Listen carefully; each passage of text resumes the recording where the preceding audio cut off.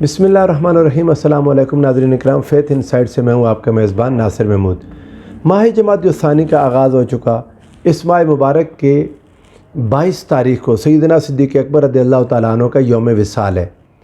आपकी शख्सियत बेशुमार पहलू हैं उसके, और हर पहलू पर गुफ्तगू करते चले जाएँ तो किसी एक पहलू का इहाता करना भी मुमकिन नहीं है। मैंने इसीलिए चाहा कि कई नशिस्तें हम ले लेते हैं इस माह मुबारक के अंदर, बाकी मौज़ूआत के साथ साथ इसको मुस्तकिल एक मज़मून के तौर पर रखेंगे, ताकि जितने मुमकिन तौर पर पहलुओं को हम सैयदना सिद्दीक़ अकबर रज़ियल्लाहु तआला अन्हु की ज़िंदगी के अहवाल को हम ले सकें, उनको हम डिस्कस कर दें। बदकिस्मती से कुछ फ़िरका वारियत को हवा देने वाले लोग भी, और कुछ ऐसे लोग जिनको अल्लामा इकबाल रहमतुल्लाह ताला अलैह ने गिरफ़्तार अबू बकर व अली कहा था, यानी ऐसे लोगों ने कुछ मौज़ूआत शुरू कर दिए जो उम्मत के लिए ज़रूरी हैं ही नहीं। मसलन फ़जीलत तो आपकी कोई इनकार नहीं कर सकता, अफजलियत के बाब में झगड़े करना और कई और मसाइल में इतना मामलात को बिखेर दिया और इतना आपस में उनको आप यूँ कह लें गुंजलक बना दिया कि उम्मत के अफराद को शायद यूँ समझ आने लगा कि अगर हम हज़रत अबू बकर रज़ियल्लाहु तआला अन्हु के साथ मोहब्बत करेंगे तो मौलाए कायनात मौला अली और मुर्तज़ा के साथ ताल्लुक़ रखना मुश्किल है, और अगर मौलाए कायनात से मोहब्बत रखेंगे तो शायद हमारे लिए ज़रूरी है कि हम सैयदना सिद्दीक़ अकबर रज़ियल्लाहु तआला अन्हु से दूरी इख्तियार करें। नाज़रीन इकराम, ऐसा नहीं है। ये जो अल्लामा इकबाल ने बात कही थी ना, ए के नशनासी खफ़ीरा अज़ जली होशियार बाश, कि जो तुम खफ़ी को तो तुम नहीं जानते, लेकिन जो चीज़ वाज़े है उससे तो होशियार हो जाओ।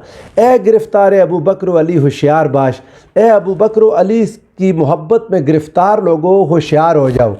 अब इससे एक तो ये माना मुराद लिया जा सकता है कि आपने गिरफ़्तार अबू बकर अहले सुन्नत को कहा, बाज़ लोग ये बात समझ सकते हैं, कोई कह सकता है ये बात, और गिरफ़्तार अली शिया मसलक को कहा, लेकिन मैं समझता हूँ ऐसी बात नहीं है। ख़ुद अल्लामा इकबाल गिरफ़्तार अबू बकर अली थे, और यही एक मुसलमान की शान है कि सिद्दीक़ अकबर रज़ियल्लाहु तआला अन्हु से बेइंतहा मोहब्बत करे और मौलाए कायनात के साथ भी वालिहाना इश्क करे। मुसलमान मुकम्मल ही तब होता है जब वो गिरफ़्तार अबू बकर अली बन जाए। मगर हुआ क्या नाज़रीन किराम, अगर आप मुसलमानों के ज़वाल की कहानी सुने, एक तो है इस्लाम की हुकूमत, ये बात मैं बहुत वाज़े कर चुका हूँ, एक है मुसलमानों की हुकूमत।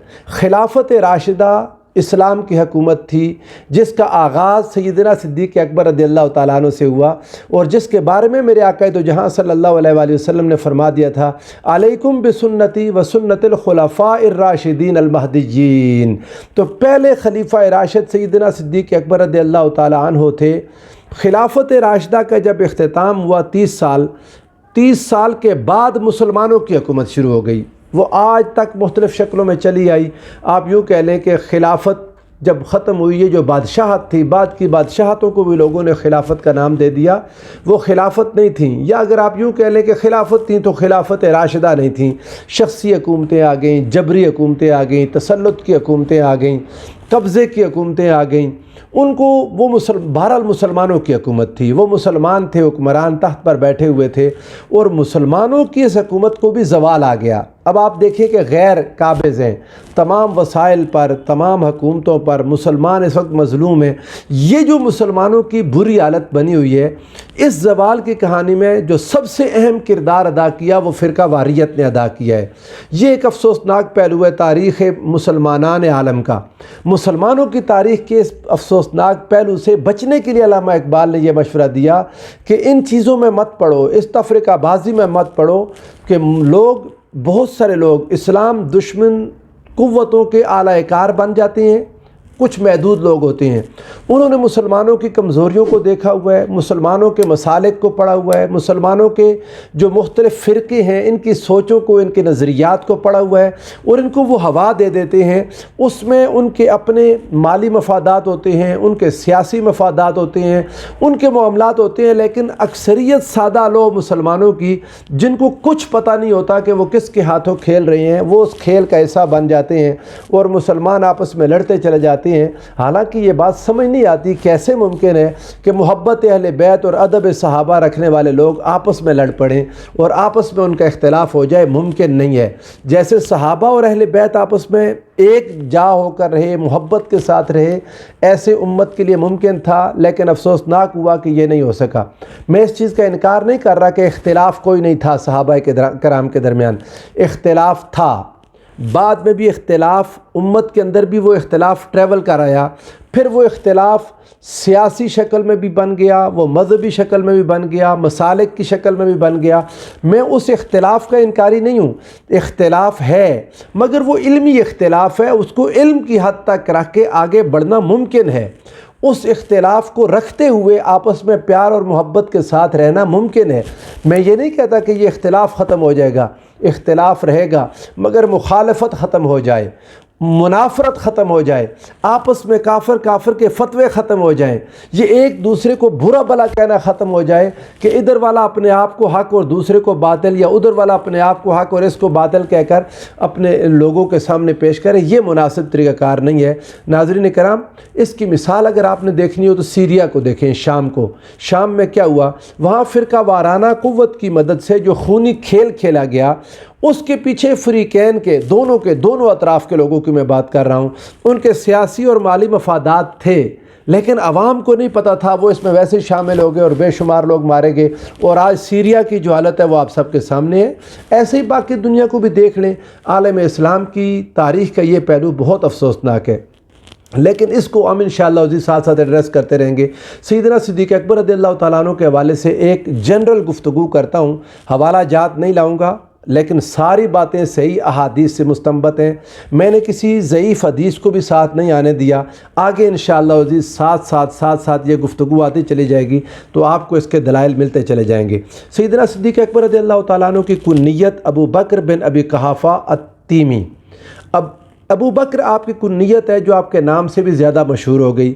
آپ کا نام مبارک عبداللہ بن عثمان تھا، عبداللہ آپ کا نام تھا، ابو قحافہ جو آپ کے والد گرامی تھے ان کا نام عثمان تھا، دادا کا نام عامر تھا، تو آپ کا نام عبداللہ بن عثمان بن عامر القرشی، یہ آپ کا نام مبارک ہوا۔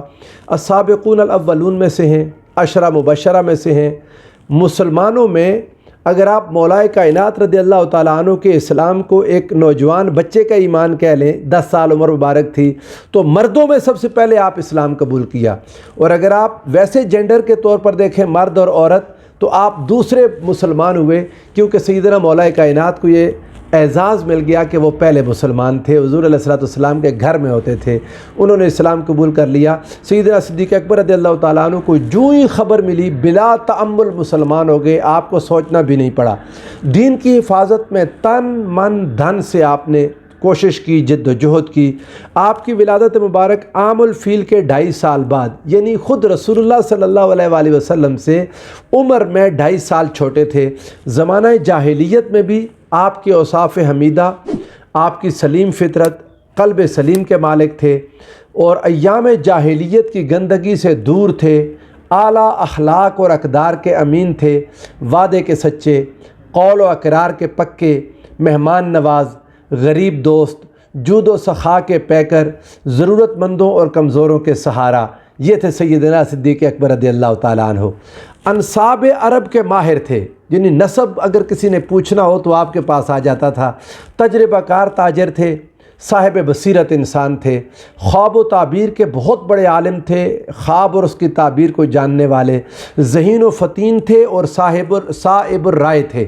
بچپن سے ہی رسول اللہ صلی اللہ علیہ وآلہ وسلم کے، جو اس وقت محمد بن عبداللہ تھے، ابھی حضور نے اعلان نبوت نہیں کیا تھا، اظہار نبوت نہیں کیا تھا، آقا اللہ کے رسول تو تھے، ابھی اعلان نہیں کیا تھا، دنیا محمد بن عبداللہ کو جانتی تھی، اور ابو بکر عبداللہ بن عثمان وہ اس وقت سے حضور علیہ السلام کے گرویدہ تھے۔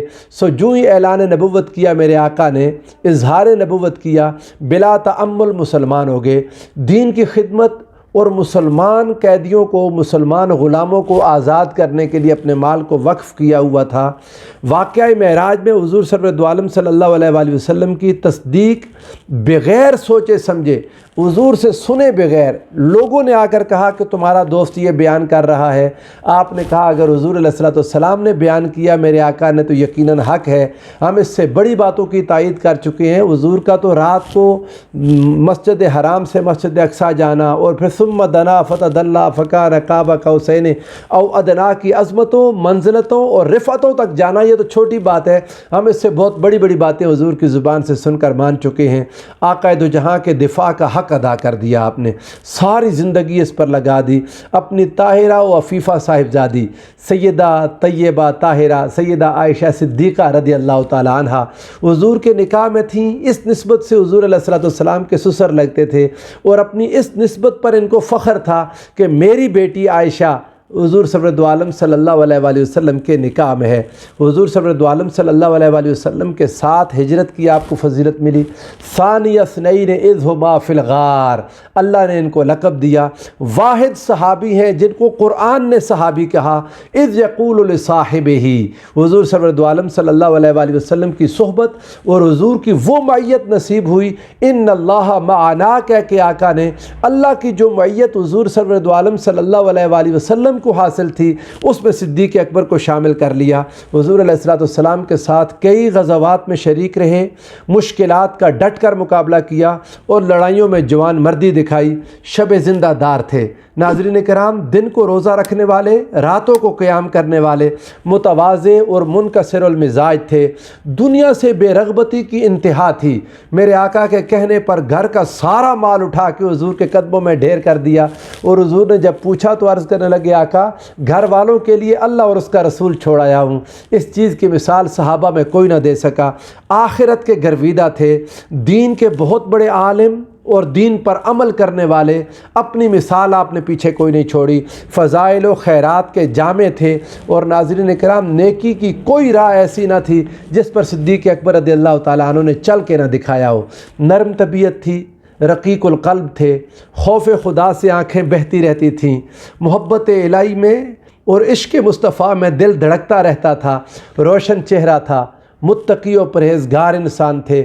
میرے آقا نے ان کو عتیق من النار، جہنم سے خلاصی یعنی جہنم کی آگ سے آزاد شخص کہا تھا۔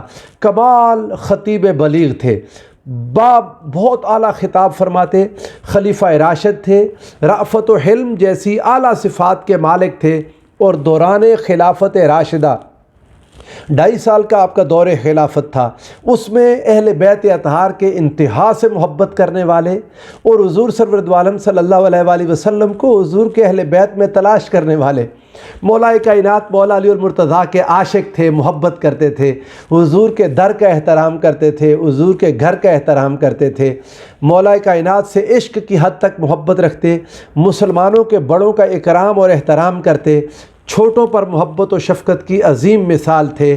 آپ نے 4 شادیاں فرمائیں، اولاد میں 6 بچے بچیاں چھوڑیں، اور حضور سرور دو عالم صلی اللہ علیہ وآلہ وسلم کے وصال پاک کے بعد حضور کی جدائی میں دل روتا رہتا تھا۔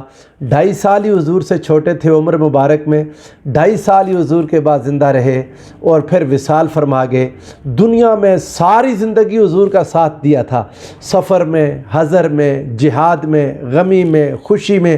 میرے آقا نے فرمایا تھا لو کنت متخذا خلیلا لاتخذت ابا بکر، اگر میں کسی کو اللہ کے سوا غیر ربی اپنے رب کے سوا کسی کو خلیل بناتا تو ابو بکر کو بناتا۔ یہ ابو بکر حضور کے ساتھ ایسے ساری زندگی حضور کا ساتھ دیا، سو قبر میں بھی حضور کے یار غار بھی بنے، یار مزار بھی بنے۔ حضور کی قبر میں بھی حضور علیہ الصلوۃ والسلام کا قرب آپ کو نصیب ہوا، اور حضور علیہ الصلوۃ والسلام کے جوار مبارک میں جگہ حاصل فرمائی۔ آپ رضی اللہ تعالیٰ عنہ با کمال شخصیت تھے۔ قیامت کے دن بھی جب رسول اللہ صلی اللہ علیہ وآلہ وسلم تشریف لائیں گے تو حضرت ابو بکر کا ہاتھ آپ کے ہاتھ میں ہوگا۔ حضور جب بھی کبھی زندگی میں ان کا ذکر فرماتے، آقا دو جہاں اپنا کہتے، میں اندر آیا ابو بکر و عمر آئے، میں باہر گیا ابو بکر و عمر باہر گئے۔ حضور علیہ الصلوۃ والسلام ان سے بہت محبت فرماتے تھے، اور یہ حضور علیہ الصلوۃ والسلام کے سچے عاشق تھے۔ اللہ تعالیٰ ہمیں ان کی محبت نصیب فرمائے اور ان کے ساتھ تعلق میں کمال عطا فرمائے۔ والسلام علیکم ورحمۃ اللہ وبرکاتہ۔